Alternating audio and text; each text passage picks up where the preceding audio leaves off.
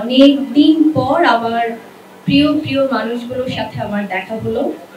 সামনে আছে আমার সম্মানিত সকল সাংবাদিক ভাই বোনেরা, যাদের সাথে আমাদের কাজের জায়গাটা থেকে হোক আর যোগাযোগের জায়গাটা থেকে হোক, সবচেয়ে বেশি আসলে সম্পর্ক। এবং এই মঞ্চে যারা উপস্থিত আছেন, রেসপেক্টেড পার্সোনালিটিস, প্রথমেই বলবো আজকে আমরা কেন সবাই একসাথে হয়েছি আমরা ইতিমধ্যে জেনে গিয়েছি। ঢাকাইয়া দেবদাস, ঢাকাইয়া নামটা শুনেই তো মনে হচ্ছে যে আসলে ঐতিহ্যের দারুণ কিছু, কারণ এটি 400 বছরের পুরনো শহর।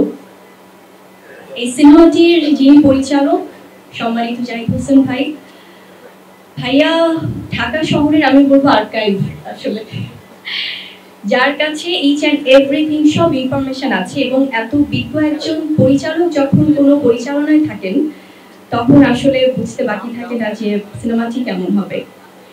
যখন আমার সাথে টিম থেকে যোগাযোগ করা হলো এবং আমাকে যখন গল্প পাঠানো হলো এবং জানানো হলো, প্রথম থেকে আমার কাছে মনে হয়েছে, যেটা জাহিদ স্যার বলছিলেন যে ডিফারেন্ট কিছু করতে চাই আমি অলওয়েজ।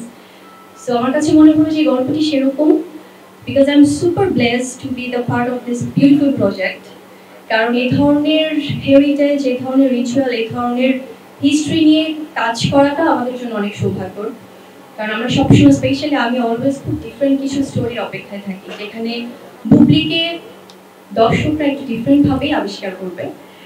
সেখান থেকে আসলে এই কাজটির জন্য আমি হ্যাঁ বলেছি এবং আমার কাছে মনে হয়েছে যে আমি খুব সম্মানিত বোধ করেছি যে টিম থেকে সবাই আমাকে নিয়ে ভেবেছে এবং আমাকে তারা আসলে খুব সুন্দরভাবে ওয়েলকাম করেছে।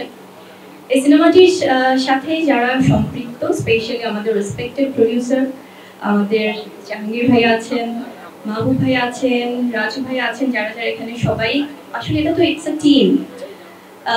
এবং আমার মনে হয় যে আরো যারা সম্মানিত ব্যক্তিবর্গ আছেন, প্রত্যেকেই কিন্তু দারুণ একটা পার্ট হতে যাচ্ছে সিনেমার। এবং আজিম স্যার আছেন, যিনি আসলে প্রপারলি স্টাডি করে, কারণ এটা কিন্তু একটা অঞ্চল নিয়ে বা একটা শহর নিয়ে যখন সিনেমা হয়, সেটা কিন্তু দুর্দান্ত সাহসের ব্যাপার।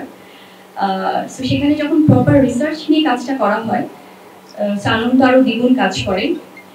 এবং আমাদের খালিদ ভাই আছেন, সবাই আছেন, আসলে প্রত্যেকে না সবার জায়গা থেকে সমানভাবে কিন্তু কন্ট্রিবিউট করছেন। এখানে প্রেজেন্সটা যাদের আছে, সবাই কিন্তু কন্ট্রিবিউট করছেন। সো আশা করি যে খুব ভালো কিছু হবে ইনশাআল্লাহ। হোপ ফর দ্য বেস্ট, সবাই দোয়া করবেন। শুভকামনা জানাতে এসেছেন সবাই, থ্যাংক ইউ সো মাচ। আর ঢাকাবাসীর জন্য অনেক অনেক ভালোবাসা। আর ঢাকাইয়া ভাষা এবং ঢাকাইয়া মেয়ে যদি দেখতে চান, অবশ্যই সিনেমা হলে গিয়েই দেখতে হবে। সো সেখান থেকে আমার মনে হয় যে খুব বিউটিফুল একটা প্রজেক্ট হতে যাচ্ছে ঢাকাইয়া দেবদাস। ঢাকা শহর, ঢাকার ইতিহাস সবকিছু নিয়েই আমরা আসলে চমৎকার একটি প্রজেক্ট উপহার দিতে যাচ্ছি দর্শকদের জন্য। Thank you very much.